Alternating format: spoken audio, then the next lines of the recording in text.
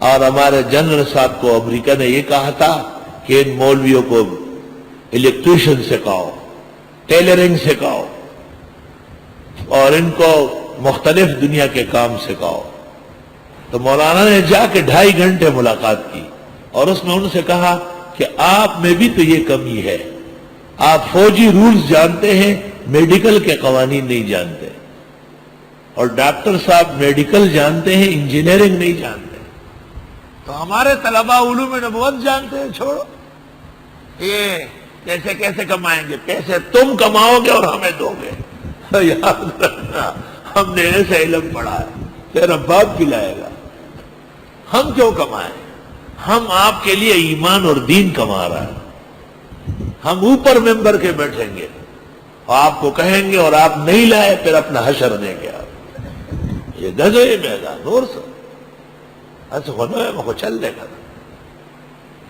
کلمات ایسی ضبط کرو، سربلا روح پارام کور ناس سے سبق آیا ٹول جہان بتا تار سرا چلائی۔ الحمدللہ نو تعجب زما پڑے روح کو مکا او ما مندلے پدی بحر کے گوہر دے او چی دنیا ایک لدخ دے دا پارا ترکا صد رحمت شا پروزگار دا درویشانو او بادشاہان دا درست جہان والا پرات دی لکا خاور پا دربار دا درویشانو۔ کوئی کام نہ کرنا سوائے علم کے، خبردار جو کام دنیا کا کرو گے اسی کے ہو جاؤ گے، علم رہ جائے گا۔ دنیا والوں کو دعائیں دو، اللہ ان کے کام میں برکت دے، اللہ انہیں حلال کمانے کی توفیق دے۔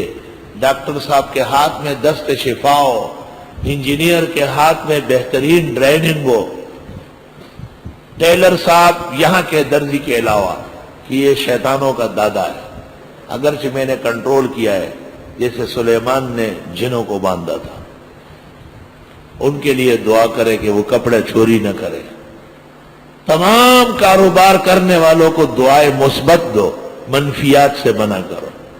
دنیا کا کوئی کام مت روکو، تم شوق سے کالج میں پڑھو، پارک میں کھیلو، جائز ہے غباروں میں اڑو، چرخ پہ جھولو، بس ایک سخن بندہ عاجز کا رہے یاد، اللہ کو اور اپنی حقیقت کو نہ بھولو۔